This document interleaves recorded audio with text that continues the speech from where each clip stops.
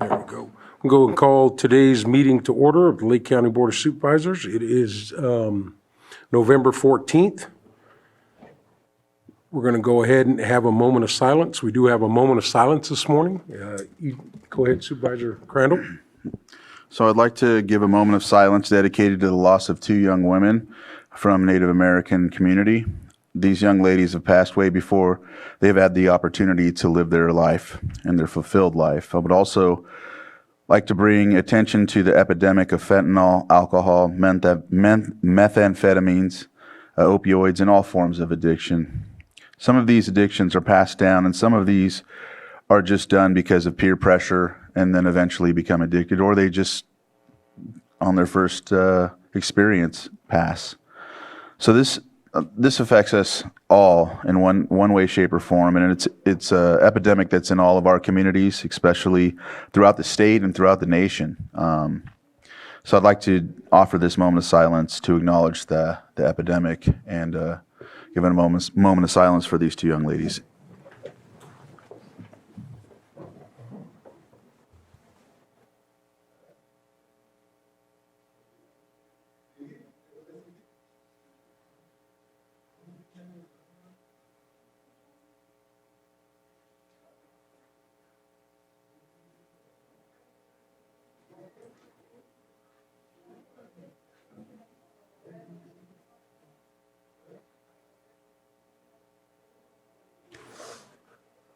Okay, Supervisor Crandall, would you lead us in the Pledge of Allegiance, please? Yes.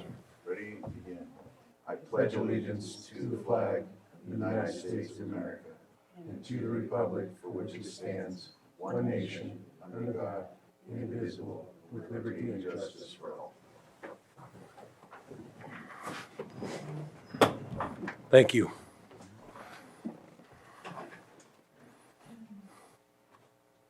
Are there any extra items not appearing on today's posted agenda? There are no extra items, Chair. All right, thank you. With that, we're going to move to our consent agenda. Consent agenda items are usually non-controversial. Can move through with one vote. Are there any items that the board would like to pull from the consent agenda? Yes, Mr. Chair, I'd like to pull 5.1 for a later date, more than likely the 28th of November. All right, we'll be pulling item 5.1 as requested by Supervisor Crandall. Any other items? Not seeing any from the board level. We're going to go ahead and open this up to the public. Anyone in the room like to pull any consent agenda items? Do we have any hands up on Zoom?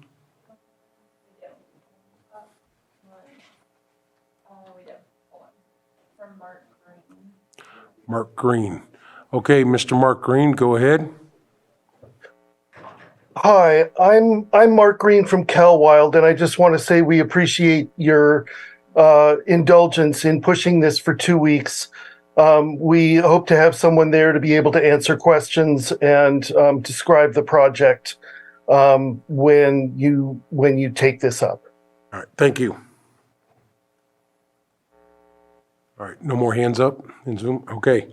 With that, then we'll bring it back to the board for action.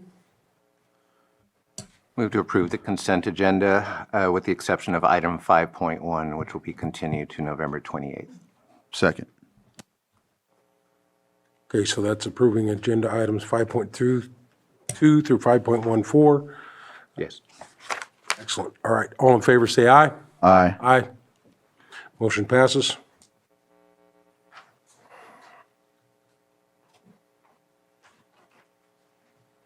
All right, we got a couple of minutes here.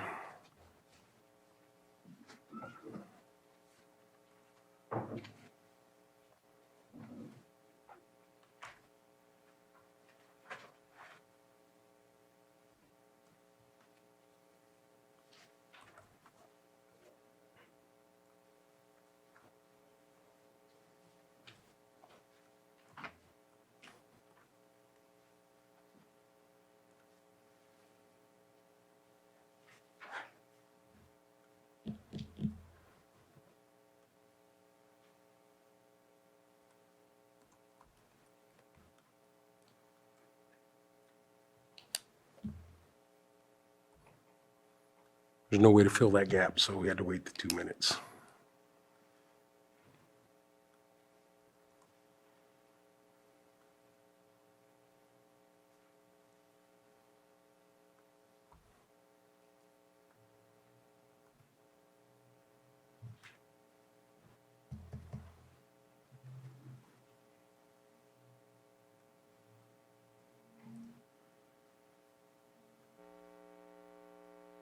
Okay, it is 9:06. We are going to go to our 9:06, our 6.1 item, 9:06 a.m. Public input. Public input is for any item not appearing on the posted agenda today.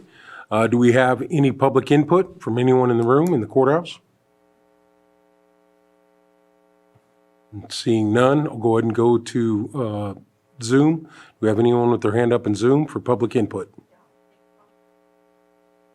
Okay, we'll go ahead and go to Lake County Farm Bureau. Hi, everyone. Can you hear me this morning? It's Rebecca. Yes, we can hear you. Awesome. I'm interested in seeing if we could get some sort of presentation scheduled for a current hitch update, including numbers. I think that it would be useful, and I don't know that we have one upcoming, so that is my comment. Thank you very much.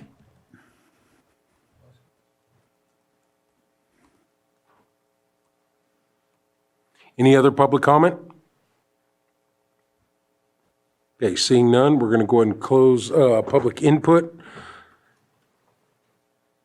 We're going to move to our 6.2 item, Pet of the Week. And I see we have the pet in the room.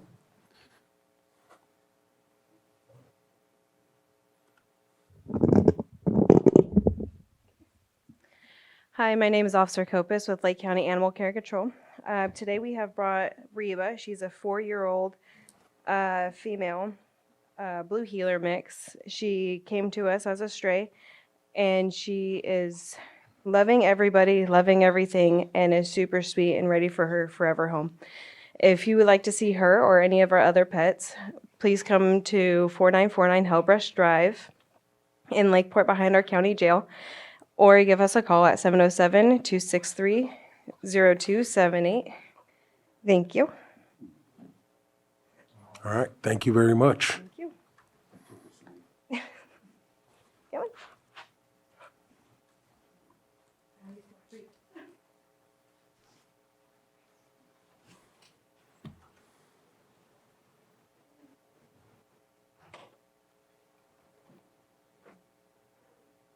All right.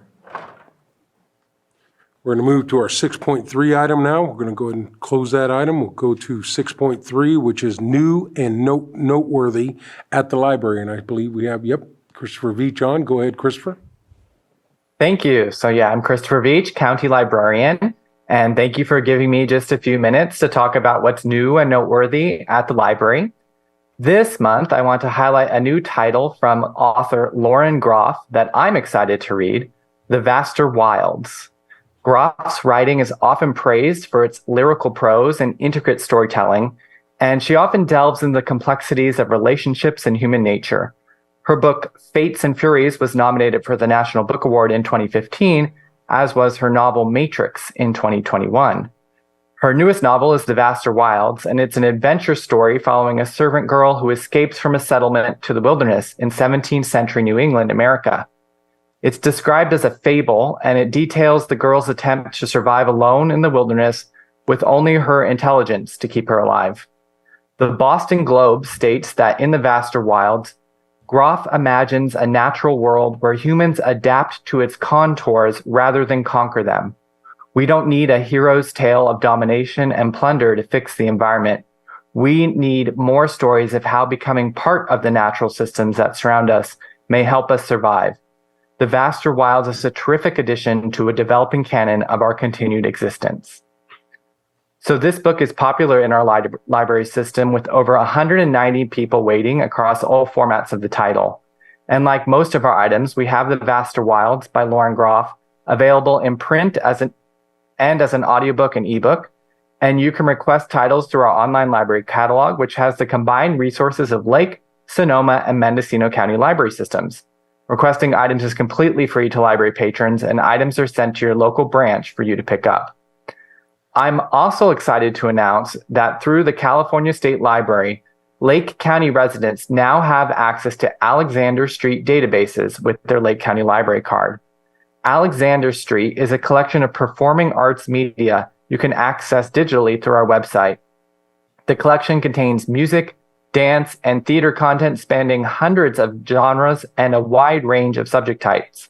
There are instructional videos, performances, and more from organizations such as the National Theater, Royal Shakespeare Company, Quest TV, Smithsonian, LA Theater Works, and Broadway performances.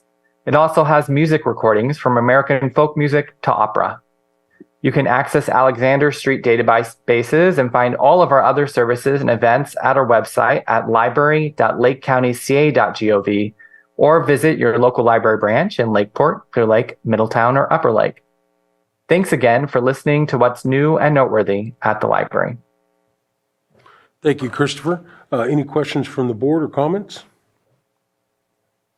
All right. Go ahead and open it up to public comment. Any public comment in the chambers? All right, seeing none. I don't see any online either. So, Christopher, thank you very much for the update. Oh, we do got one. We got somebody raised a hand.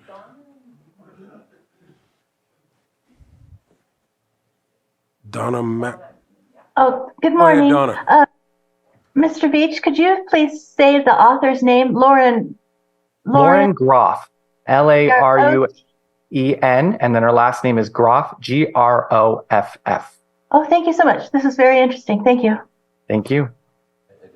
Okay, go ahead, Supervisor Green. Just real quickly, Chris, appreciate these as always, but I was reminded sometimes a picture is worth 1,000 words. So if it wouldn't be too much trouble, if there's cover art or something like that for future presentations, sometimes that's helpful, and sometimes the cover art actually has the author up there like the lady was just asking about. So if it's not too much trouble, I wonder if we could get some eye candy with our future presentations.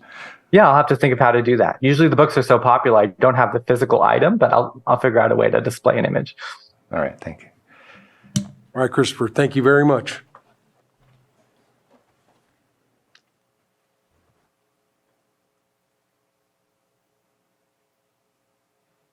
Okay, with that, we're going to go to our 6.4 item. Our 6.4 item is consideration of the September 30th, 2023 report of the Lake County Pooled Investments.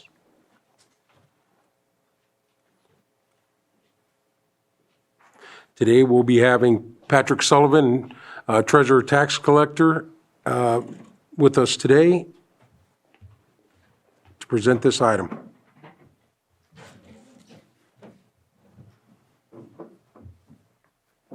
Good morning. Good morning. Thank you, Mr. Chair. Thank you, Board of Supervisors. Is that thing on? Yep, it's on. All right. Is that better? Yep. All right, I have Carlos Oblitas here from Chandler Asset Management, and he can walk you through our presentation here. Let me share my screen. Just give me one moment. I think it might be best if we start on page 16. Okay. What is this?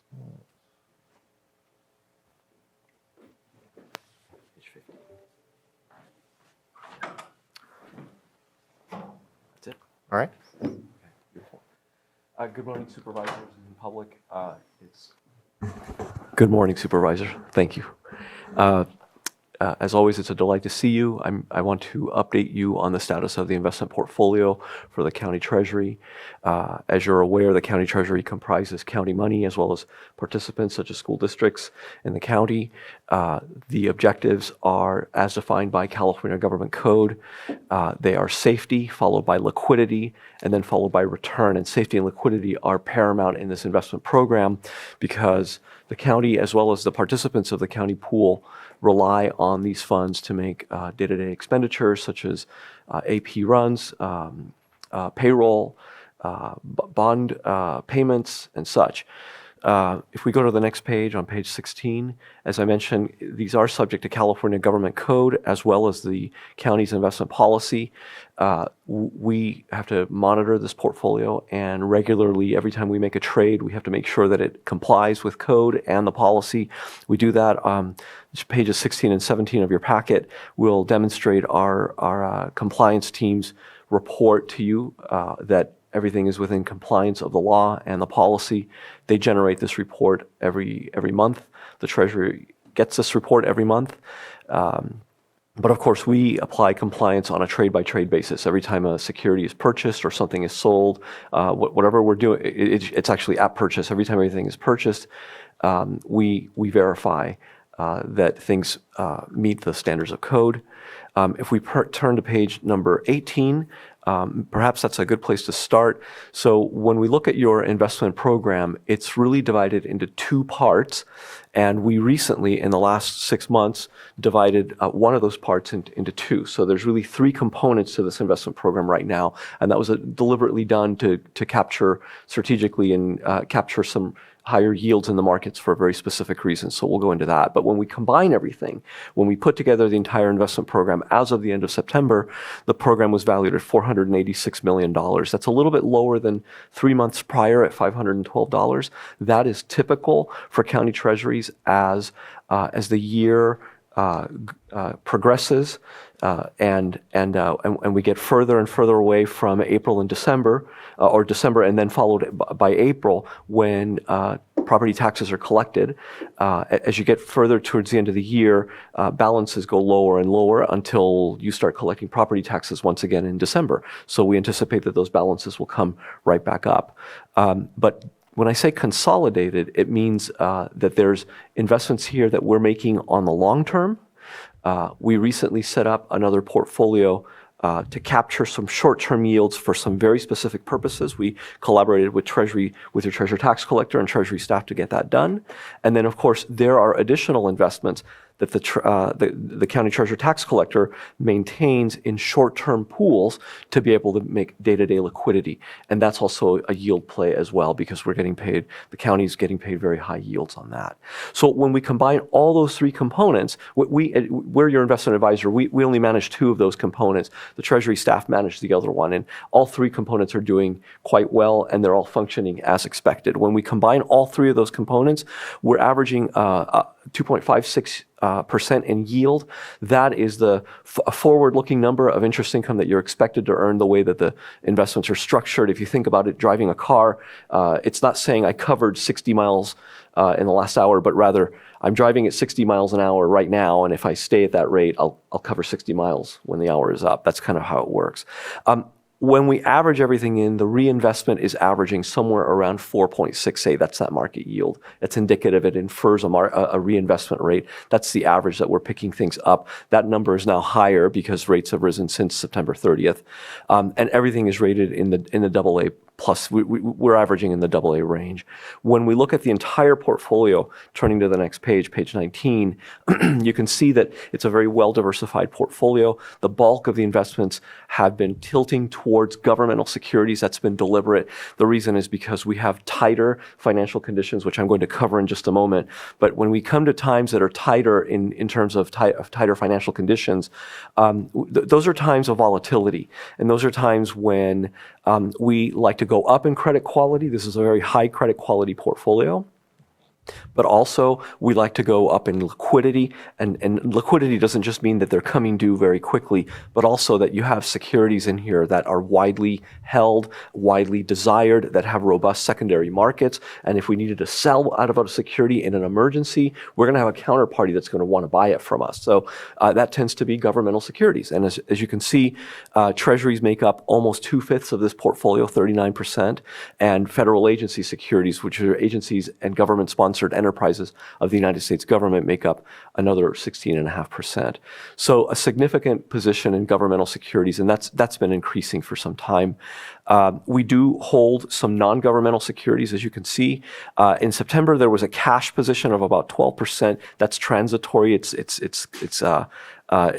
kind of unusual, and that's a reported balance. Money market sweep, institutional sweep. Right. So that cash is reported to us. The way that it flows through these reports is it's cash that's at the bank. We don't manage it. Your county treasury does. But the county treasury has taken the proactive step of arranging a sweep arrangement with the bank where the bank takes that money right now and sweeps it into a money market mutual fund where they're getting very prime rates right now. They're doing quite well. So this is really, you're diversified. It is structured to meet different needs in the three components, and it's optimized. Every aspect of this is optimized. So the county treasury is capturing money wherever they can, even in its cash deposits, whereas 2-3 years ago, you were getting paid nothing for those. Now you're getting paid very robust yields, and those are being captured right now. So very, very well diversified, and it's functioning as expected. I want to scroll ahead. There's several pages, but I think I want to roll ahead to the individual components. Let's go ahead to page 25. This is the bigger portfolio that this is the long-term portfolio that we manage on your behalf. So this is one of those three components. This component is valued at $363 million. So again, this falls under the umbrella of the last numbers I just showed you. There are three components. This is the biggest one. $363 million. The funds here tend to be steady. We're earning $254 right now into the future, and the reinvestments are averaging $537. I want you to notice that $254 3 months prior was $235. So why is that increasing? Because 3 months ago we were picking up an average of $518 in new investments. So as investments matured, investments that were purchased during the pandemic when yields were sub 1% are rolling off the portfolio, and they're being replaced with investments. When we average, some of them are going to be 4.5, 4.75. Some of them are going to be 5.5. Some of them are going to be 5.6, 5. So when we average them out, 3 months ago, that was averaging out at 518. Today, that's averaging out at 537. So market yields are higher, and that's paying you a significantly higher yields. That's the tighter financial conditions, the higher rates, which have other implications. But right now, one of those is that they're increasing your earnings. And I believe your treasurer tax collector has a yield of the actual interest income in dollars and the growth of that over the past years, and you'll see that borne out in that chart. But again, this component is averaging somewhere around 1.5 to 1.75 years. Through September, it was 1.5. I can tell you that since September, we've brought the duration. I'm looking at that average modified duration, the middle column, the second row from the top with that 148. We just recently moved that to be closer to its benchmark at 1.75 years. So we've gotten a little bit longer. That is primarily due to our belief that we believe that the Federal Reserve is near the end of its rate tightening cycle, and we think that we're going to see rates stay higher for longer. That's a theme that Chandler Asset Management has identified, and we believe that's going to be the case for the near future. And as a result, we've gotten longer to capture those higher yields and keep them for longer in those longer maturities.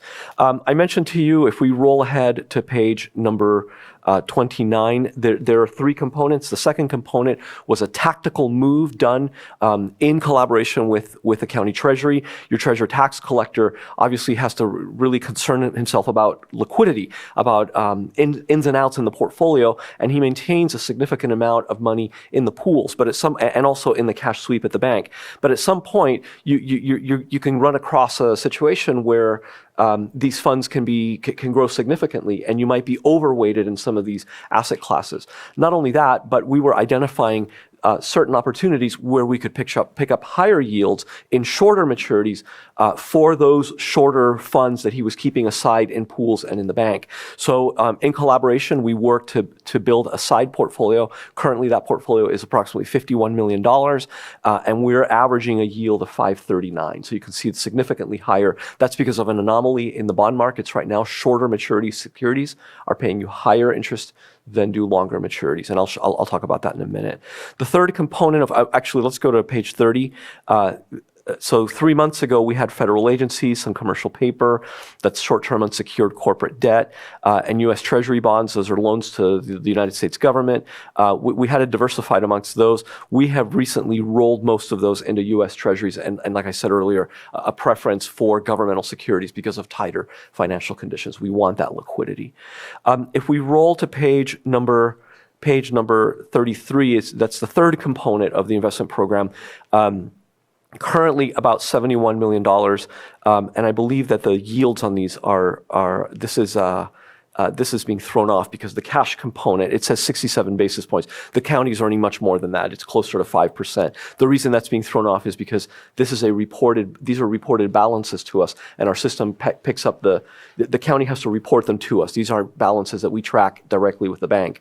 But when that comes over to our systems, the market values come over, but the yields don't. But I can tell you that the yields in these are significantly higher than this. But that average is about $71 million. And if we didn't put a pie chart on here, but that comprises a local government investment pool called CAMP. It comprises funds at the bank that your treasurer tax collector negotiated for a higher rate with that sweep vehicle. And it comprises also money at the state pool, local agency investment fund, better known as LAIF.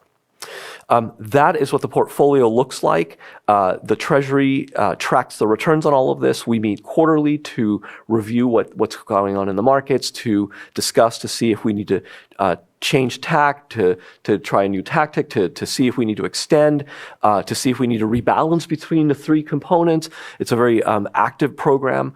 And again, it's built for safety and liquidity before anything else. So far, it's designed to function in that manner. We're not back in the days of the early pandemic where the markets were in a tailspin and interest rates have fallen dramatically. And this is a different period and a different program where you're very well diversified in terms of maturity, you're very well diversified in terms of sector, and you're being very proactive about capturing those yields. So I'm gonna go ahead and go back to the earlier pages and just hit on 2 or 3 pages that I want to highlight, which talk about the markets and all. But if we turn to page number 12, the chart on the right-hand side in page number 12, I think is going to be the most significant one.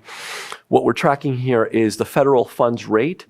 That is an overnight lending rate between banks. And the United States Central Bank, the Federal Reserve, manipulates this rate. And they manipulate it to either pump money into the economy or pull money out of the economy to basically either promote employment or to slow inflation down. And those are two opposed forces. So it works like this. If the economy is slowing down, the Fed wants to increase economic activity so that there will be jobs and job growth so that people can pay for their homes and their bills and everything that they need. And so what they do is, if the economy is slowing down, is they make it cheaper for banks to borrow from one another. And banks in turn make it cheaper. They lower the rates for investors and businesses to borrow money. They make access to money cheaper so that you have cheaper access to money to use to expand your business, to hire more people, to pay for whatever you need to pay for. And they lower interest rates. So that's when the economy is slowing down. But when the economy is picking up, when they stimulate the economy, they're pouring fuel in the form of money into this fire. And as the economy heats up, well, prices kind of get out of control as consumers and investors and businesses compete for goods and services, and sometimes supply chains can't keep up with that. So prices escalate. As you see, people with money now, they have cheap access to money, they go out and demand goods and services. So as this occurs, prices can increase and increase and increase and increase, and they can get out of control if they don't do something about it. So the Fed does the opposite. They remove liquidity by making it more expensive to borrow money. So as you can see in this chart on the right-hand side, the hockey stick that you're looking at on the right-hand side is the Federal Reserve raising rates since the reopening of the pandemic, because inflation, indeed, if we go back to page number 6, we can see the CPI numbers on the left-hand side, that when it peaked out at 9.1, which I presented to you before, was inflation. There were inflation numbers we hadn't seen since the Carter and Reagan era. It hit 9.1 that summer of 22. So they've been raising rates to bring that down, to bring prices down and control them. And they're not quite there yet. And I'll have a mention on that inflation number before I wrap up. But if we go back to that chart on page number 12, the Federal Reserve has been combating inflation by raising interest rates. They've been trying to tamp prices down by pushing that Fed funds rate up. So in the last 2 meetings that they meet about 8 times a year. That comes out to about every 6 weeks.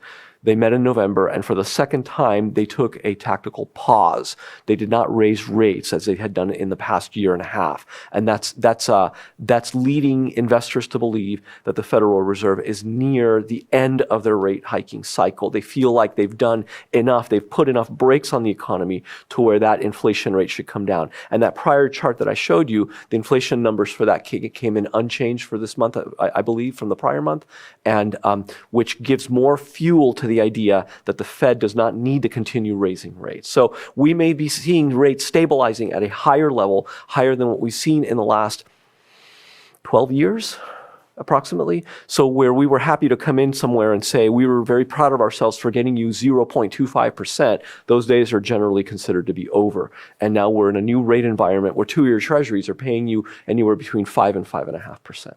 So we're seeing significantly higher interest income. That's helping the county treasury. That's certainly helped the quarterly apportionment rate that they pay out to the county and to its investors, to the participants in the pool. But of course, as I mentioned, this makes for tighter financial conditions. And I keep saying that. So what I mean is this: if we go to the next page on page 13, if we look at the chart on the left-hand side, we're seeing rates be volatile. So you can see the rise in interest rates from March of 2020. They bottomed out in 2020 when the pandemic hit, and they stayed low, and then they started climbing. And what you're looking at are 10, 5, and 2-year treasury yields. But you can see now on the far right-hand side of the left-hand chart is that the rates have been very volatile. They've had big swings. It doesn't look big because of the rapid rise in rates, but I can tell you that, when a rate in the matter of a week or 2 weeks moves 100 basis points, meaning 1%, I've been at this for 28 years, and historically that kind of movement took several months to happen. And when you see it in the time of 1 or 2 weeks, it's very dramatic, and that's volatility. So we're seeing much more volatile times. And it means that investors get jittery because they think that one day the markets are up and the next day the markets are down. And what's adding to that volatility is a lot of uncertainty. Uncertainty as to whether the Federal Reserve is done. Uncertainty as to whether the government can get its act together and pass fiscal measures, which right now they're battling with. I think you've heard in the news that they have till this weekend to pass this measure, or the government will have to shut down. Keep your eyes on the news on that. There's instability as a result of 2 wars that are threatening to spill over on a global basis. That's happening as well. And when you have tighter financial conditions and higher interest rates like this in rapid succession, you get unintended consequences, like what happened with Silicon Valley Bank and Signature Bank and First Republic. Those banks suffered as a result of those rising rates. So one of the things that happens is you get what's called an inverted yield curve. And we're getting a little technical on this. I'm going to tone it down and wrap up here, I promise. But if you look at the chart on the right-hand side, all we're doing here is we're charting the yield of Treasury securities on 3 different days, thus the 3 lines, and they are charting the yield of those Treasury securities from 3 months out to 30 years. So we're looking at the spectrum of maturities. You will quickly note that 3, 6, and 6-month and 2-year Treasuries pay you, if you look at the green line, which is September 30th, they pay you significantly higher yields than longer, which is not supposed to be. Normally, when you loan your money out for a longer period of time, you expect to get paid more interest income because there's more time for bad things to happen, and you need to be compensated for that. So right now, the opposite of that is happening, and the reasons for that are because of quick or rapid Federal Reserve activity raising those interest rates. It's that hockey stick chart that I showed you earlier, and also because investors fear the volatility, and they get nervous and think that eventually the economy will slow down. So what they do is they buy up longer maturities to lock in that longer interest income to keep it for longer, because if indeed the economy is slowing down and we're going to see a recession, the Fed may have to reverse its path and start lowering interest rates. And if you're too short, those maturities come quicker, and your money comes back to you faster, and you are forced to reinvest those at dropping rates, which means your income goes down, and you want to avoid that. Now, the math behind it is in the bond markets, when you buy up securities, you're driving up the price, and when prices go up, the yields fall, and that's why you're seeing the longer end come down. though I will tell you that that longer end is higher now than it has been over the past year. That is even starting to come up, which means that this relationship, this inversion of the yield curve is starting to, it's been reversing itself for some time. We anticipate that this will return to a normally shaped curve. But in the meantime, investors, this is typically associated with there's no direct correlation, but it's associated with an economic contraction down the line. So we watch that very carefully. But one of the reasons this side portfolio, where the Treasury maintains its shortest funds needed to pay day-to-day liquidity, this is one of the reasons that side portfolio was set up, was to capture that dislocation in the market and pick up those higher yields. Again, the story is safety, liquidity, and return. It's working as designed. We're very well diversified. We like buying large issues, small pieces of large issues. We don't want to be a majority lender in one small issue, and we're lending maybe 20 or 30%. We try and avoid that. So we like very large issues. We like governmental securities right now. We are diversified in other asset classes, but that weighting between the asset classes is very carefully monitored. It's discussed with county staff. Your treasurer tax collector is at the forefront of this program, so that none of this is a black box. We all know exactly what's going on and where it's headed.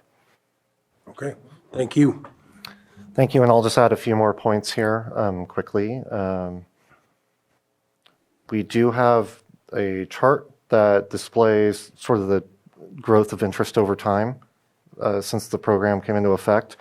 When you look at these earlier figures, back in 2021, it was around October or November of 2021 where we really began the investment program. You can see each quarter since then, it has continued to grow.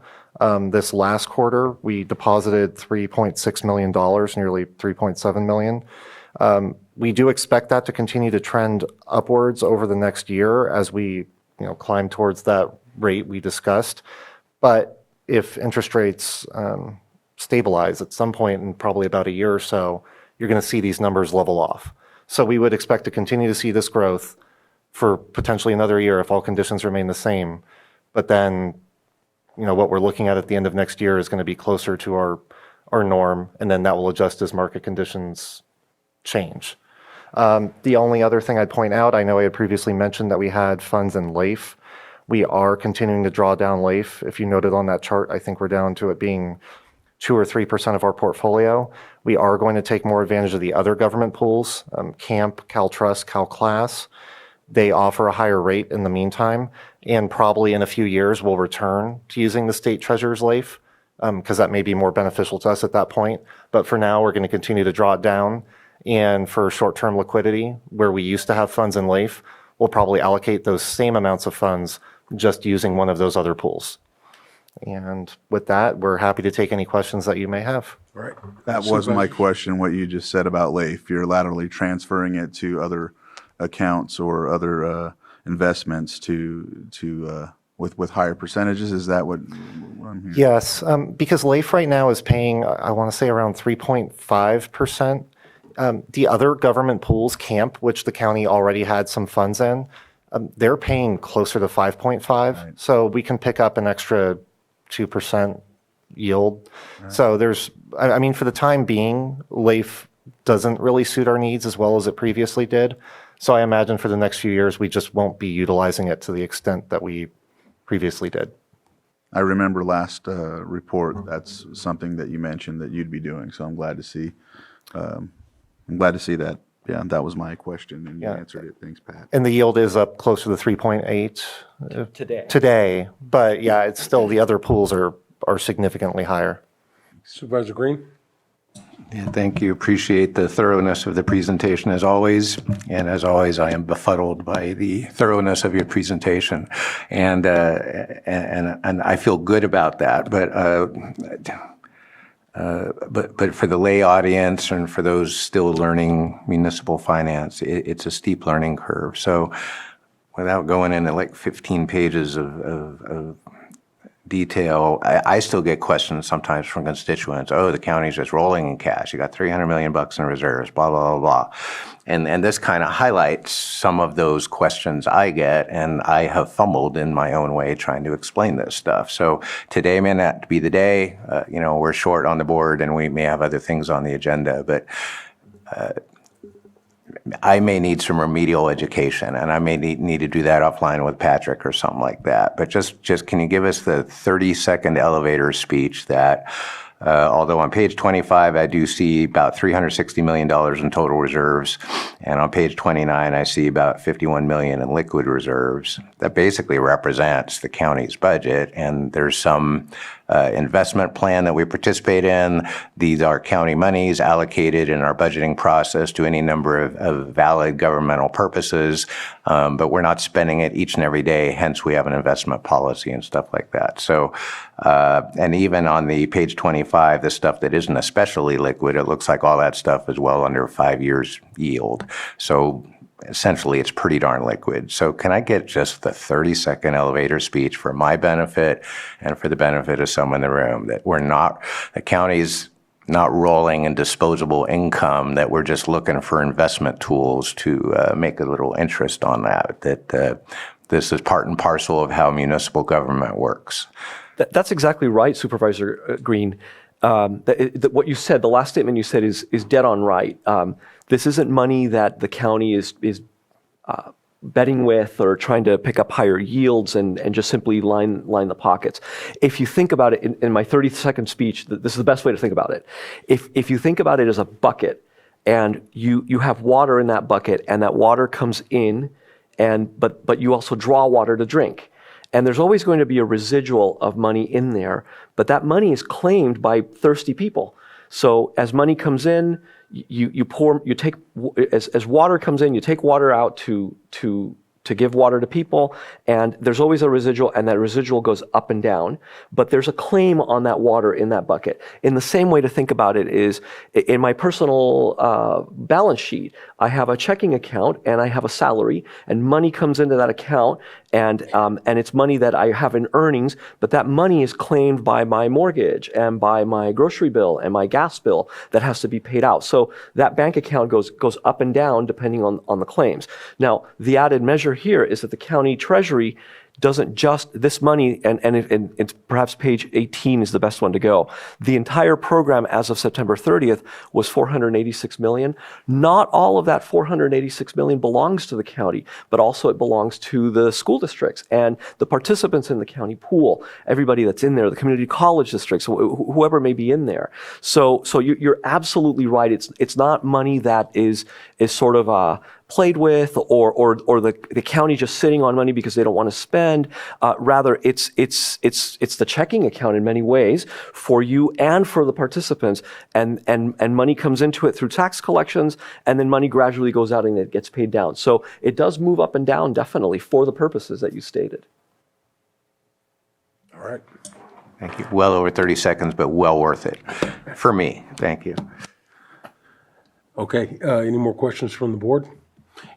My comments obviously are just, since the implementation of bringing your company on, Patrick, coming on as tax collector, just moving in the positive direction here. These conversations weren't happening prior to that, and we made some good decisions both at admin and at the board level, and we'll continue to have the growth with the experience that we have with your firm and with Patrick Marshall and everybody else doing the work. So moving in the right direction, and yeah, it gets about just as complicated as it can be. But if we're not doing nothing, we're not doing what we need to do. So we're moving in the right direction. So thank you very much for the hard work. No more questions at the board level? All right, go ahead and open it up to anyone in the chambers. Any comments? Okay, any online? All right, nothing online either. All right, thank you very much, gentlemen. We'll see you at the next quarterly. Thank you. Chair, I entertain a break. Yeah, 5-minute break. Thank you. All right, we're going to go ahead and take a 5-minute break. We'll be back at, give me 1 second here.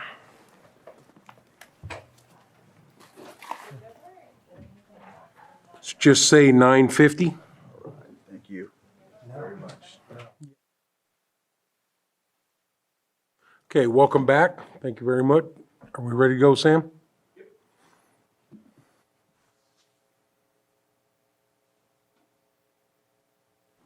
Okay, we're going to go to our 6.5 item, our 9:30 a.m. item, consideration and presentation on California Jobs First Catalyst Fund proposal. This can be presented by, looks like Ben Rickelman.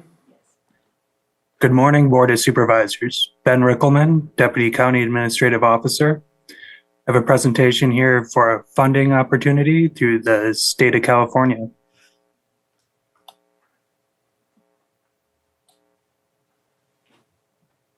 California Jobs First was formerly known as the Community Economic Resilience Fund. You might have heard of it referred to as SURF. It is through ARPA. Overall, $600 million was allocated for the entire program, which has several components. And the state has taken a regional approach. There's 13 California Job First regions throughout California. Lake County is part of the Redwood Region RISE, which includes Del Norte, Humboldt, Lake, and Mendocino County. As part of this program, $14 million has been allocated to each region as the Catalyst program. And then as a subpart of the Catalyst program, there's $9 million per region for specific projects. And an interesting thing about this program is it can be used for pre-development work, so it doesn't have to be necessarily for shovel-ready projects.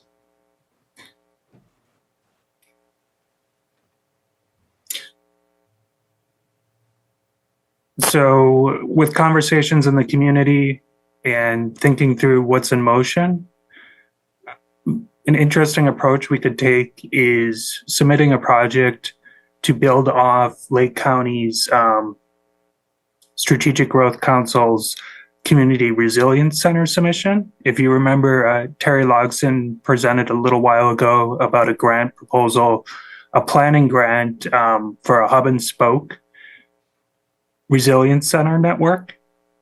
So the spokes are existing county facilities, but the hub would be developed. So it'd primarily be an emergency facility, kind of a command and control shelter. It would have a warehouse component. And a possibility how the Catalyst program could connect to that is during non-emergency time, there could be an economic development utilization of some of the space.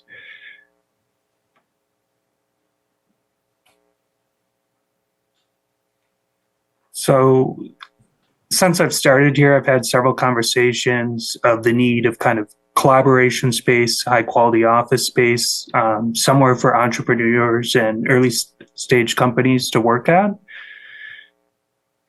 There's no real space like that in the county currently. It's kind of done at an ad hoc nature. So this could present a real opportunity during non-emergency times that this hub is utilized in this manner.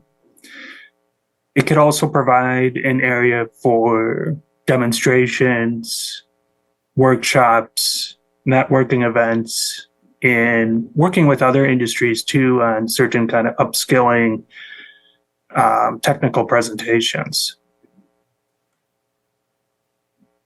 It would be for pre-development funding. So looking through the fiscal analysis, environmental assessment, architecture and engineering work. So we were thinking somewhere in around $350,000 out of the total $9 million allocated for the 4-county region.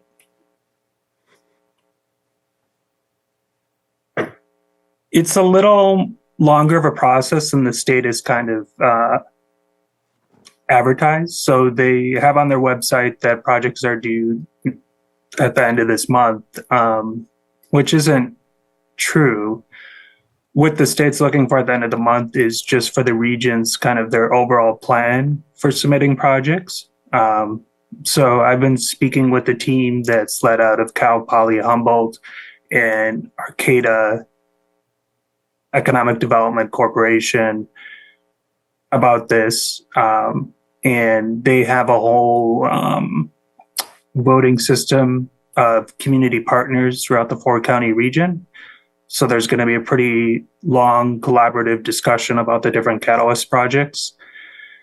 So that leads to kind of two pathways. One is I think this will be kind of discussed and refined a little bit more in the upcoming months. And then from what I've heard of the project leaders, they're going to submit to the state. It might be kind of the March to May time range. It's still a little unclear from the state. And also, Lake County could submit another project. There's been some preliminary talk about partnering with a few of the tribes regarding bioenergy projects.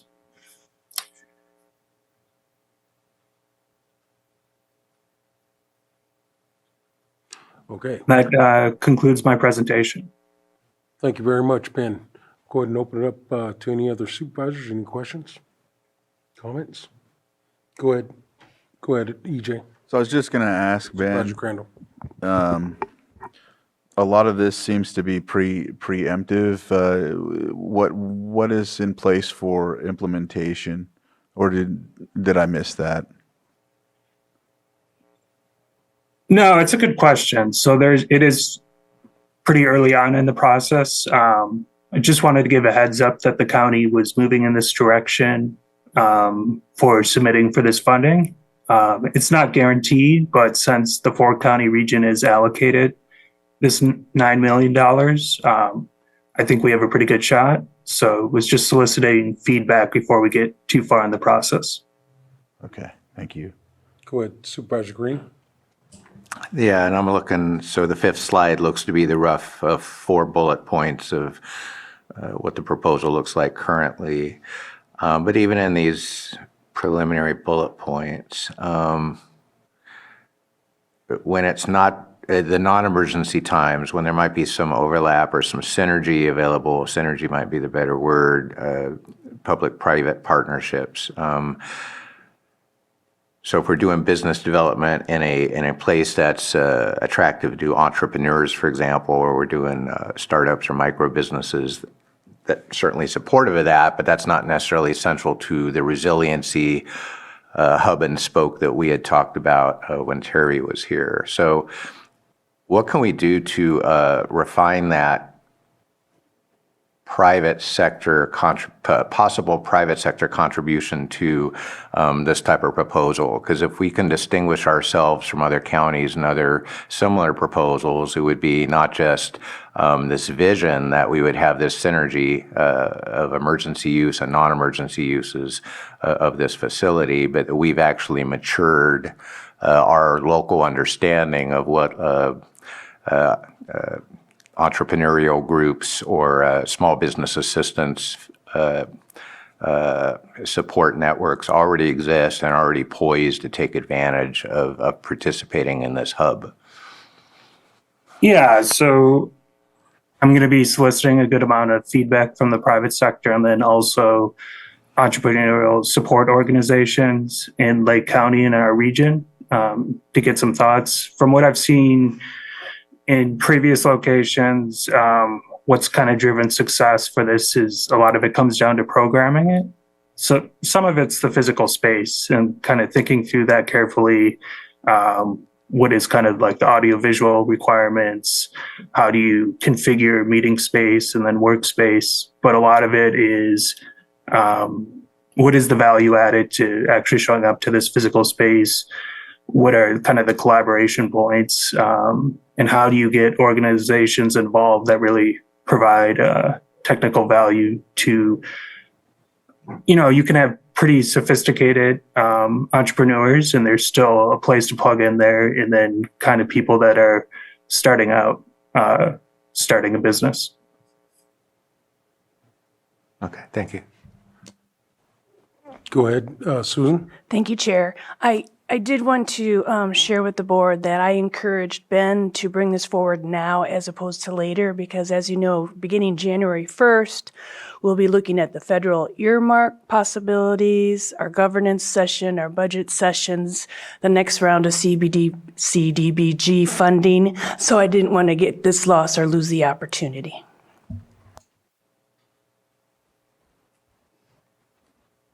All right. Any more questions from the board at this point? Just, one last one. I don't know if it's necessarily germane, but I just wanted to mention, or ask, is this something that can, I misspelled a word when I typed it, put it into existing areas or facilities that are already highly visible? Some of these facilities are somewhat in need of, bringing them up to par, because some folks have bought properties in highly visible areas already, and now they're trying to bring their businesses up to par so that they can, operate and, just start their business. Because right now, some of them are way behind and don't have the capital to move forward. So I don't know if that's something we're looking at. Am I looking too far down the road? That's my question. Yeah, I guess just to clarify, two ways you could look at it. So one, this program funding could be used for an existing space. It's more, they're agnostic about that. It's more plugging into the overall program goals. So are you kind of driving economic growth, job creation? Are you serving underserved communities is also a big thing. But there's also, there's other regions looking at financing pools, utilizing these funds. There could be a portion of this proposal that is technical advice and is funding that. And so then that can be mobile throughout the county to some degree. It could be based at this location, but it could serve several different locations throughout the county. Thank you, Ben. All right. Well, I appreciate this coming forward early. I know it's a new program. I do like that the Community Resilience Center Hub is an idea to help enhance that project as it's going forward. As you know, we've talked about it, especially here, all the disasters we've been through, but being prepared for anything that's coming down the future, especially every topic that's talked about at the Risk Reduction Authority. Earthquakes we haven't had yet. We've had floods, we've had fires. We need to be prepared for all those.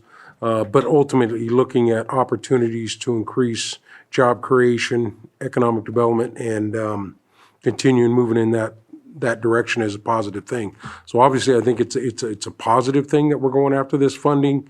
Really honing down what we're going to do with it, I think, is really important.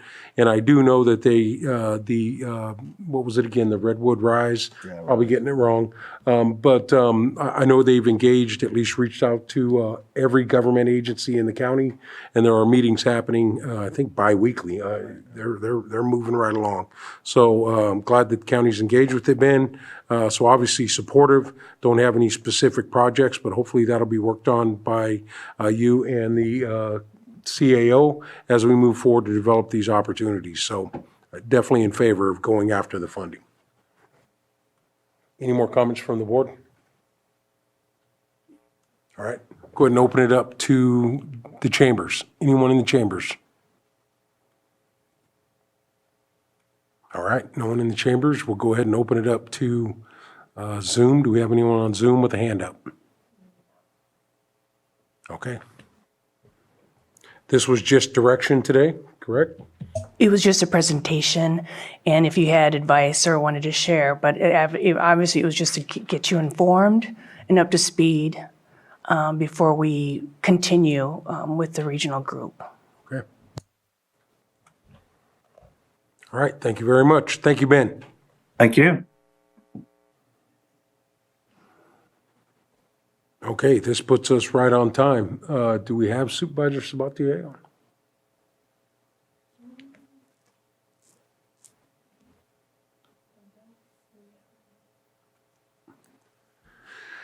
Well, it's 10:04. You might be calling in.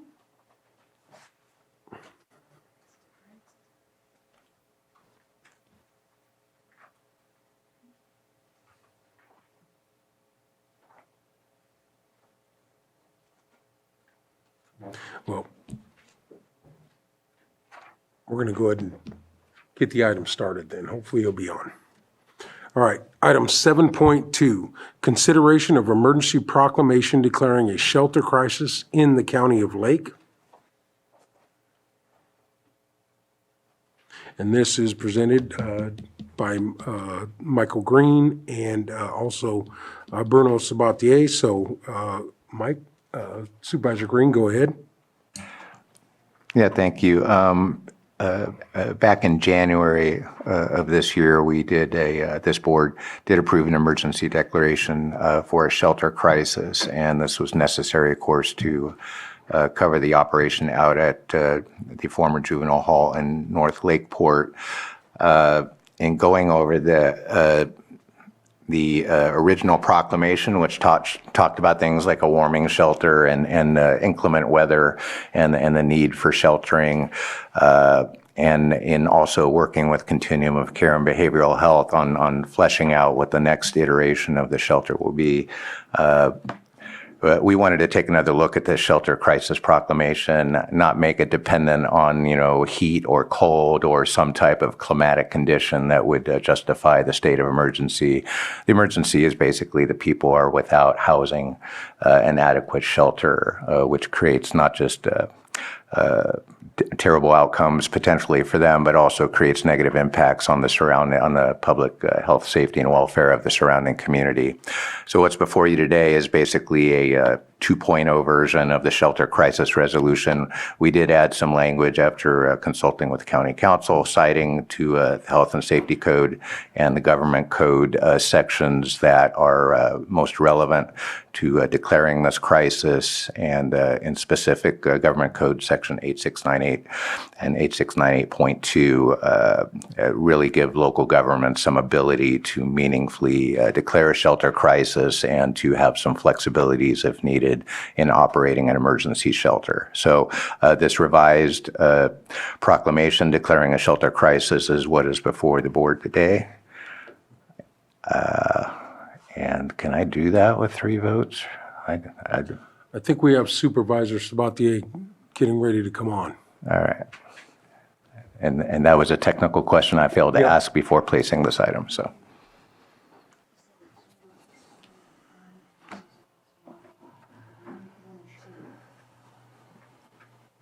Yeah, and just to state it, I think, I don't have the government code, but it gives opportunities for supervisors who are traveling on official county business, which they are at the CSAC conference, to join remotely and participate in the meetings. I think that can be done twice a year and so. And if anyone has that government code, they could state that for me, but I don't have that. That's within the Brown Act, was amended by Assembly Bill 2449. Thank you very much.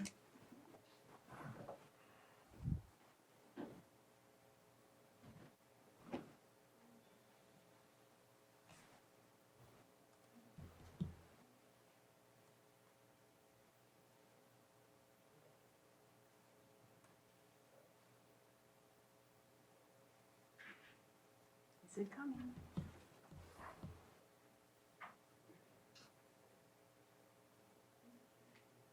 There he goes. Good morning, Supervisor Sabatier. Good morning. Thank you for letting me join. Okay, Supervisor Green just kind of went over, did the introduction. We're still in the early stages here, so he kind of really did a good job of detailing what we were attempting to do today, what was presented. So I'm just going to go ahead and ask you if you have any comments at this point. I wanted to listen in to see what was going to be said. So at this moment in time, I'll just keep listening. Thank you very much. Okay. So I think the last question, obviously, is this a 4/5 vote for this resolution? From what I gather, taking it up as an extra item, I believe, would require a 4/5, but it's not an extra item. No. So in that case, it defaults, I believe, to the 3/5, just like any other proclamations. But I will look into, I am currently looking into that, if correction needs to be made. Okay. Well, out of an abundance of caution, we have 4 votes, so it may be a moot point. Just wanted that clarification, though, just for anybody's knowledge. All right. Well, with that, there are no comments at the board. We appreciate this item being brought. We're going to go ahead and open this up to public comment. I do know we have folks that I think would like to comment on this item, but we'll see. Go ahead and open it up to public comment for anyone in the chambers at this point.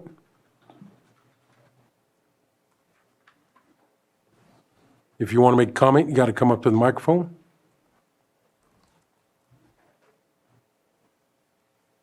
And it looks like we don't have any. All right. Anyone online? Okay, we will bring this back then. Any more discussion at the board level? If there's nothing further, Honorable Chair, I move that we approve the proclamation declaring a shelter crisis in the County of Lake. Is there a second? And I will second. I will second. Seconded by Sabatier. So there's a motion and a second. Now, do we need to do a roll call vote because we have one online? Probably. I would think so. recommend it. I would recommend it. Supervisor Sabatier. Actually, point of Aye. order. I think we are well within our rights, but should we have Supervisor Sabatier declare his good cause for appearing this before the vote? That would be it. Yeah, it would be recommended under the Assembly Bill 2449, just to put it on the record as far as the remote appearance under that Assembly. Yeah, Bill. Yes. yeah. Okay. For just Brief cause. statement by Supervisor Sabatier explaining he is attending official business out of county and is attending this vote in the middle of that official function. Go ahead. That's it. That ditto, exactly what was just said. I'm over at the CSAC conference in Alameda County and am unable to attend at the board meeting, but I am here online to be able to vote on these items. Okay, thank you. We'll continue with the roll call vote. Supervisor Sabatier. Aye. Supervisor Crandall. Yes. Supervisor Green. Aye. And Supervisor Simon. Yes. Thanks. All right, motion passes. Thank you, Bruno. And are you guys moving on to the next item? Yes, Is that the that is 7.3, consideration of agreement between County of Lake, the Lake County Behavioral Health Services Department Perfect. at the lead administrative entity, as the lead administrative entity for the Lake County Continuum of Care Redwood Community Services, Inc., in the amount of $2,417,489.64 for fiscal years 23 through 26. Okay, go ahead, Elise. Thank you, board. Oh, is this okay? So as it states, yes, this is a new shelter contract. Presently, the shelter is operated on an interim basis by Blue Horizons, and there's a long history of who has operated this shelter. And the biggest difference in this shelter contract is that it's a transition from overnight to 24/7.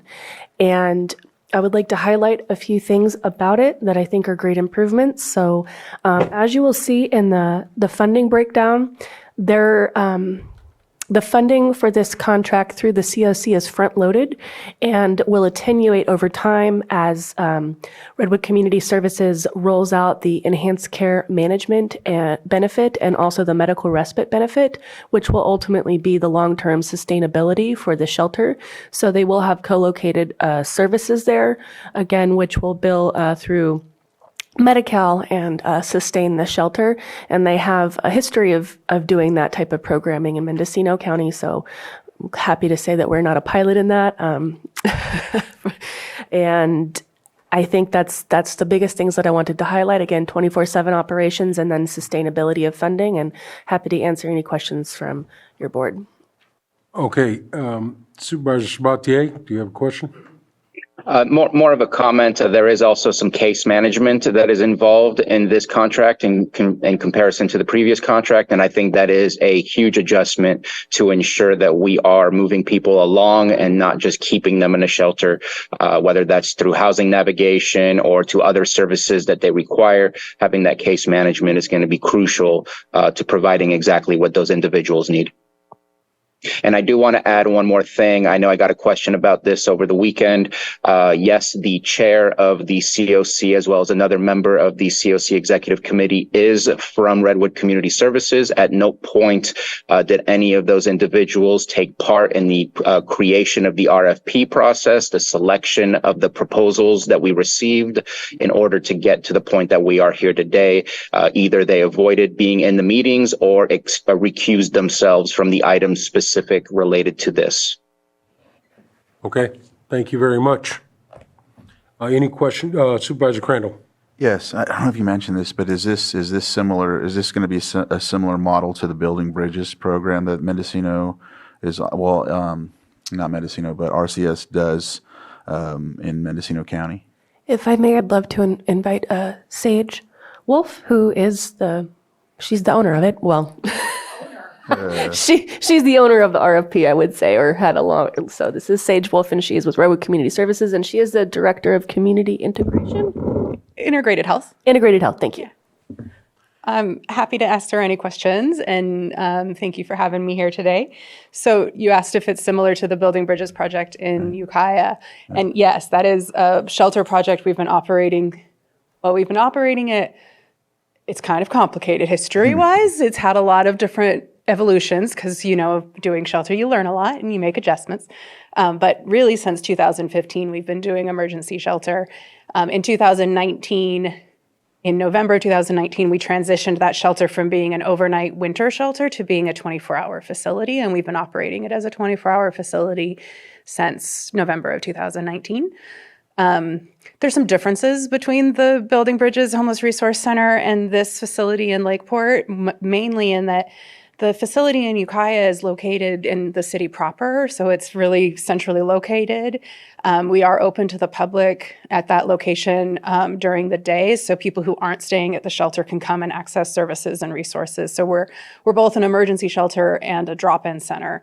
The location in Lakeport isn't very well placed to be that kind of public drop-in center. It's just, it's not as easily accessible. And then the difference in Ukiah also is that our Ukiah shelter is a congregate facility. So we have a dorm where so you have 55 beds and they're all in a space together in a dorm.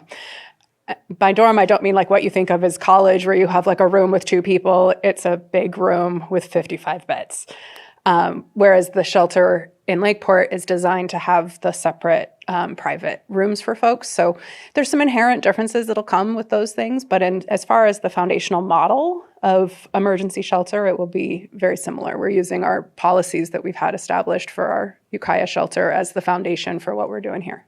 Thank you for that. I've heard great things about it. There was someone in my town hall last night in Central Region in Lucerne, and they had some very good comments about that. I had mentioned how RCS would be taking over in December, and this was a comment made from the public.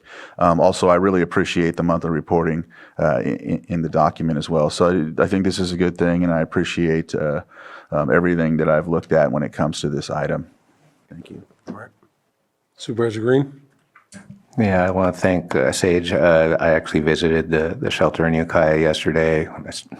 Wasted about 2 hours of your time asking any number of questions, and I appreciate the time. And I feel good about that operation, but also some challenges there too. Congregate living, that's kind of hard. And I just want to highlight that because last week I did express some concerns about the contract before us today. And I'm going to restate those concerns, not that I am going to suggest holding up this contract in any way, because as was communicated to me very effectively by any number of people, this contract's going to go today. But based on our existing shelter operations, Blue Horizons, Sunrise before that, Elijah House before that, this is the most difficult type of.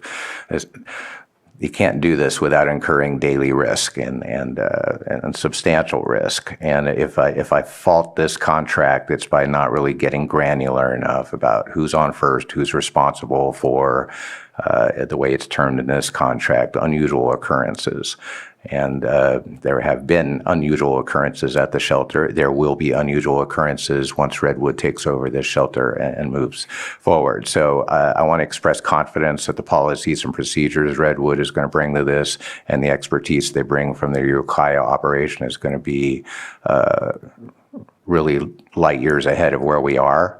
And so I express some hope for that, but I also want to express for future contracts and other shelters and stuff like that, that are really drilling down into the immense liability that can be carried into these facilities and making sure we parse correctly what the county's responsibilities are and what the contractor's responsibilities are.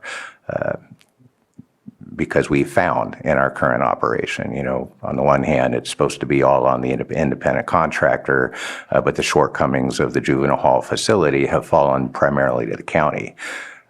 So with the county, we have to we have to do our own due diligence on the county side to make sure we're presenting you with a safe facility. And the same thing, the contractor has a responsibility to make sure these unusual occurrences within that facility are adequately handled and reported.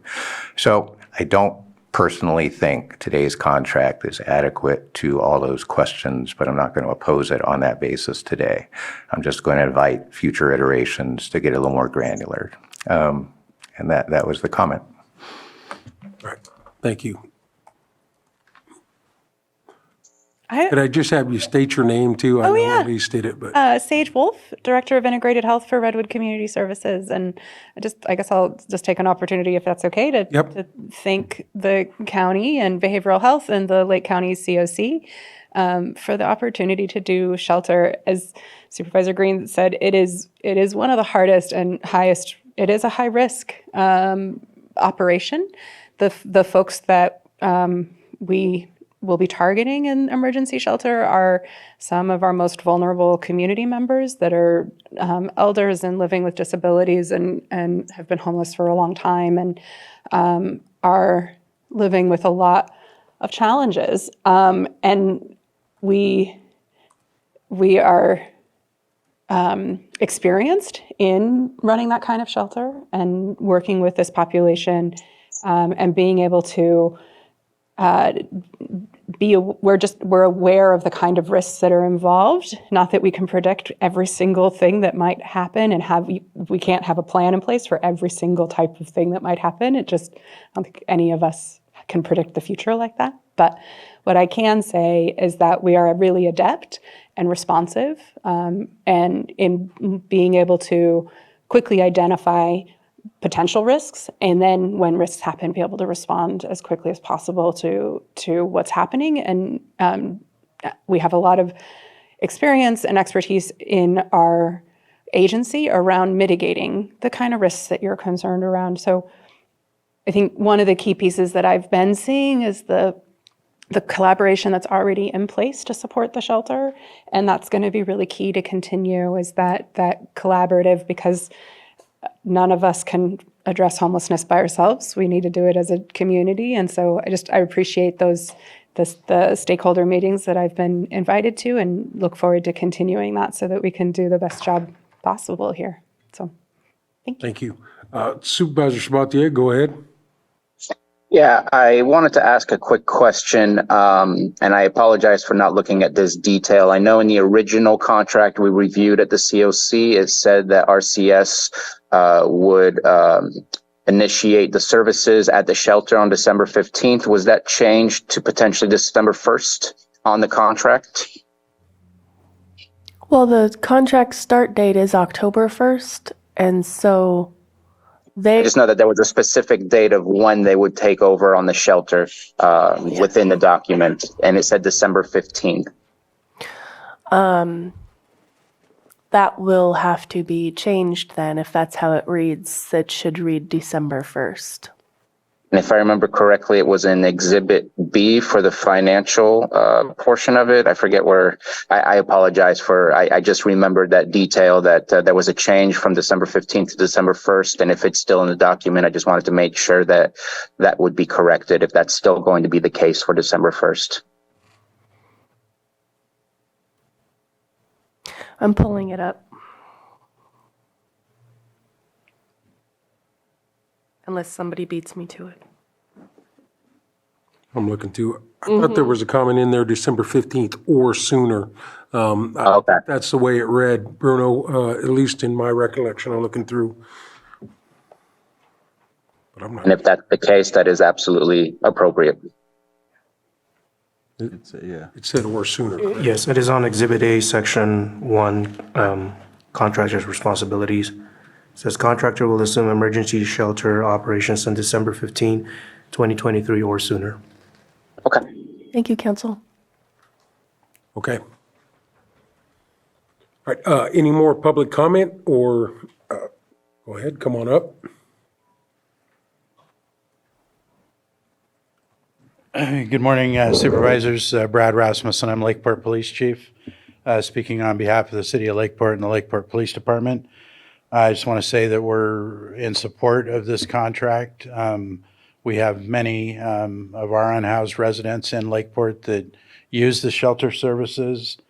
It has been critical over the past year to have that available. And the one gap that, we've seen was not being 24/7. That's going to be covered in this next one. So that's, I think, going to be a huge improvement, a huge benefit. We're very happy to see that. And also we want to thank the behavioral health, all the community partners, RCS, the supervisors, county admin staff that have been working very hard over the past year to keep a shelter service going.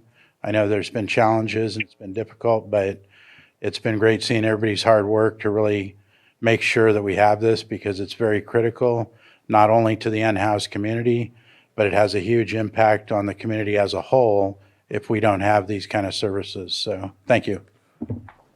Thank you. Go ahead, Supervisor Green. Yeah, and just as long as we're drilling down on the contract, I don't think it's fatal, but on page 5, under bullet 2, County of Lake Responsibilities 2.1, it continues to use the word temporary emergency warming shelter. And of course, it's not going to be a warming shelter anymore. And because it's not fatal to the contract, I don't think we need to amend it. But I do want to signal to staff and everyone on the county side and everyone on the community side. Yeah, it's been a warming shelter for many years, but it ain't going to be from here on out. It's going to be an emergency shelter regardless of weather, regardless of warmth, cold, or anything like that. So that's the exciting part of this, is it's going to be a true 24-hour 365-day operation that is not contingent on the weather outside to allow us to shelter these individuals. Okay, go ahead. Do you have a comment? I just remembered something that I wanted to speak to in response. So around sustainability, this is a almost 3-year contract to keep this shelter in operations through, I believe, July of 2026.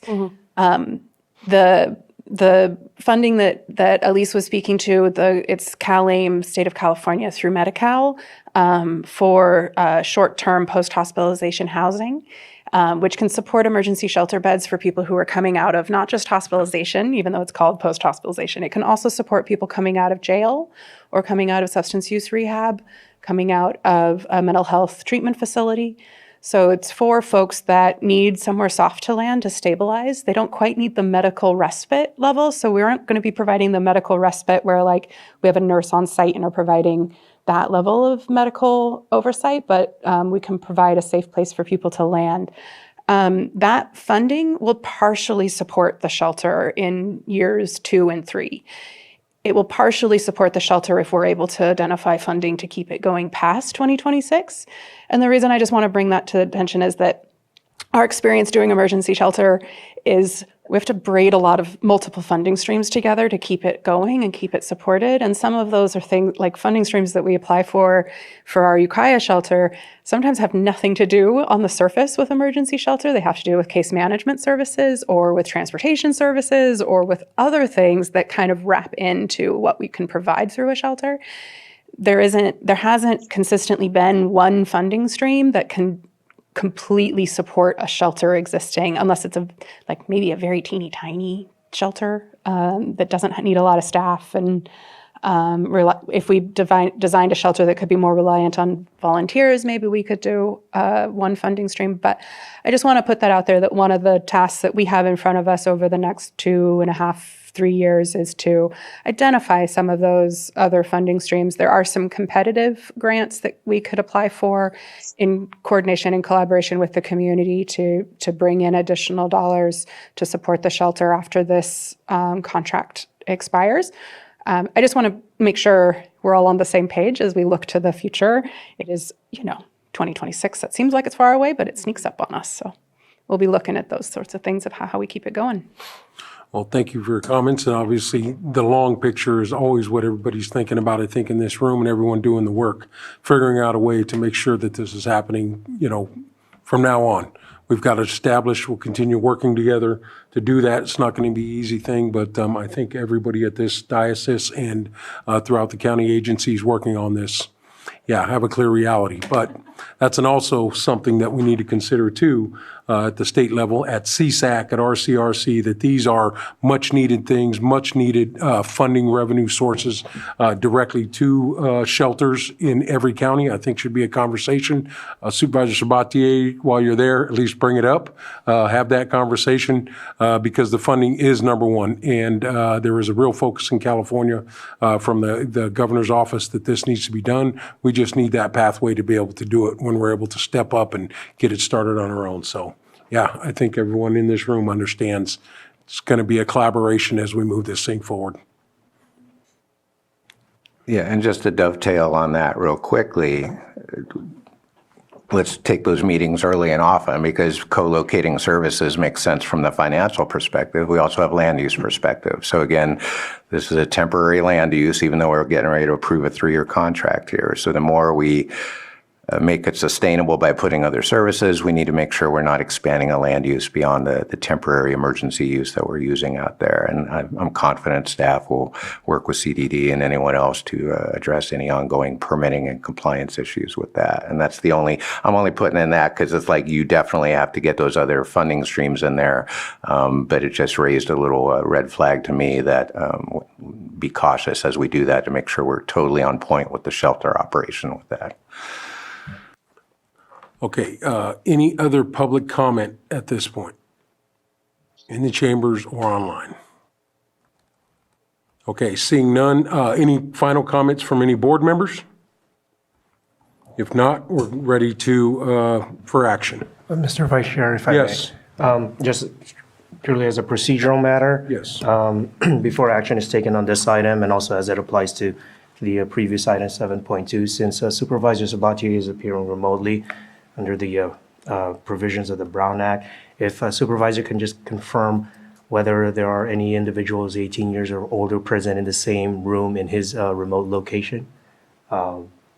I've had Supervisor Chuck Washington walk through the room that I'm in. I'm in an empty room, and I've also had Supervisor John Haschek from Mendocino County, and Chuck Washington is from Riverside County, but they are no longer in the room with me at this moment in time. But those are the only 2 individuals who have walked through the room that I'm in. Okay, that is all. Thank you. All right, thank you.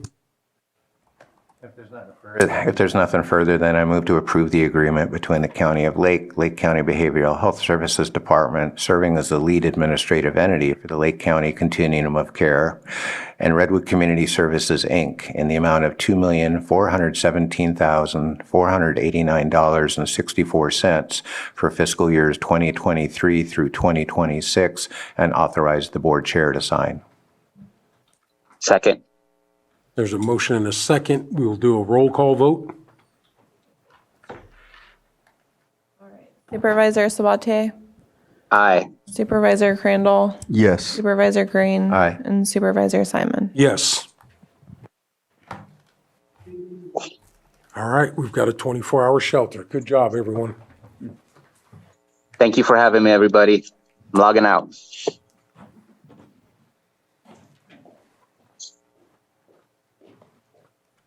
Okay, with that, we have our 7.1, our supervisor's weekly calendar and travel reports. I'll go ahead and start. Let me go to. So I just wanted to highlight that yesterday I was able to do an interview with KTVU via Zoom about the funding that Congressman Thompson appropriated to Lake County for the Middle Creek Restoration project that's been ongoing since 2002. Didn't know what to expect in the interview. I was just kind of waiting for the questioning, and I wanted to highlight the county's gratitude to Congressman Thompson for appropriating this funding to us and acknowledging also the tribes for submitting letters of support for the funding. They just went right into questions, so I just, kind of impromptu and just went with it. But, one thing I noticed too is that they portrayed that the check was presented yesterday. And so we know it was done on October 30th, but you just got to kind of go with it. And then they also alluded at the end that the project would be happening like immediately. And it was like, no, we have Army Corps and some other tasks to take care of as well. But we do know, and our workings to a point where we're not going to have to wait 20 years as it was started in 2002. So again, appreciated being on there, and I hope I didn't chop it up too much, but I appreciated that opportunity, and Water Resources is who recommended to have me conduct that interview. So I just wanted to highlight that and make sure that I announced that we appreciate Congressman Thompson's appropriation, because I did neglect to say that yesterday. So my calendar, here we go.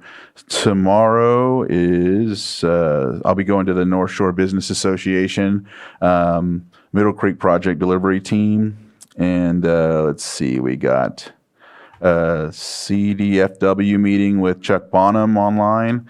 Following up, we've been meeting with him most recently about the Scott Dam, Potter Valley Project, FERC, PG&E situation, West Region Town Hall in the evening. This week, I have a couple of meetings on the 16th and 17th with different project owners or project constituents that are doing projects in the district. So I'll be also trying to catch up on some of the tasks that need to be done for next month's town halls. Some things that I haven't been able to get to, so I want to make sure I catch up. It's like a reconciliation. Okay, I'm going to do X, Y, and Z, and then I get caught in meetings and aren't able to come forward and do those. And then we got next week a CAO meeting on the 20th. I have the ad hoc for. Okay. All right, bam, I'm deleting that right now. So I do have the EPA ad hoc group that we meet every 2 weeks for the Farm, Ranch, and Rural Communities Advisory Committee, flood flight material meeting with Water Resources. Let's see, there was a meeting on the 21st, but I think that it was canceled till next week for Middle Creek Project Delivery Team. And then I'll be in the office on the 22nd before we go out to the holiday weekend for Thanksgiving. And then there will be a CAO meeting on the 27th, right? Yes. All right. And then Board of Supervisors meeting on the 28th. Supervisor Green? Yeah, thank you. Saturday, attended Veterans Day ceremony at Big Valley Rancheria. So I want to thank the Rancheria for hosting that, as they do every year, and doing a great job and offering lunch. And it was very well attended, moving as always. And boy, if I even attempted to name everyone who showed up, Clear Lake High School Band was there, the Honor Guard was there. Anyway, it was well attended, and I think it's always good to honor our veterans, and I appreciated seeing Supervisor Crandall there and a few other notables. Let me see. Looks like tomorrow I'll be doing a First Five Lake Commission. We have some catch up to do on some paperwork. Thursday morning, really early. Hope to get out there and volunteer with the Gleaners for their latest food distribution. I have a constituent meeting that afternoon. Looks like next Monday, Ag Advisory in the morning. So there's a couple things on the agenda for that. I do want to highlight that every couple of weeks, there has been a kind of a Zoom meeting of the minds on what is still called the warming shelter on the Zoom invite. But so there is some quality control going on with our shelter operations, and I hope to keep tuning into those as we transition away from a warming shelter modality there. And Thanksgiving, and maybe the week after that, I may have Scotts Valley Community Advisory Council, but that's about it. Thank you. All right. After today's meeting, we have LAFCO tomorrow morning, at least on my agenda, I have LAFCO, and then that's here in Lakeport. On Thursday, I have the State Board of Fire Services over in Sacramento, so I won't make the potluck that's going on. I've got to travel to Sacramento to take care of that meeting. And then Monday back here, the RRA, no meeting next week. So happy Thanksgiving, everyone, all of our employees, everybody. Enjoy, the meal around the table, your family, what we're thankful for. And also, there should be some good football games on too. So hopefully everybody enjoys it. I know around the county there are, free Thanksgiving dinners that are happening around the county. I know the casino, Twin Pine, is doing on the 22nd. I think it's from 1 to 5. But I know there are multiple community groups that are giving dinners. So hopefully everybody gets a dinner that needs one. And then ultimately we'll be back here on the 28th for our meeting. So with that, I did. Go ahead. Yeah, thank you for reminding me about the veterans event. I go every year. I better go. I'm a veteran. So, but I was able to bring my uncle, who's from Kansas, and he was very impressed as a 22-year veteran of the United States Army to come and see how we operate here in Lake County, and everybody there, Clear Lake High School band coming in and doing that on they don't even have to be there if they don't want. They're all kids, and so it's appreciative. I enjoyed it, and every year we have a really good event, and Jenny Craven is always, present, taking pictures, and always in the middle of everything. And, we have to just acknowledge how great she is in the community for the veterans. And so, yeah, it was a good event. And now we have to double down. Okay, so who did we honor? So I know Angela Carter was honored, and the Veteran of the Year, who was I know he was on the team, the honor guard. Honor guard. Yes, I just can't remember the name. I know he was a chaplain. I do know that. And 4-H. Yes, and 4-H came up. Was that Kelseyville 4-H? Right. Anyway. Okay, thank you. With that, that'll end our regular calendar. We do have a closed session item, 8.1, addendum, conference with legal counsel, existing litigation pursuant to Government Code Section 54956.9D1, McCormick versus California Public Employees Retirement System et al. So with that, we're going to close our regular calendar out, and we are going to go into closed session. Thank you for attending today, everyone, and happy Thanksgiving.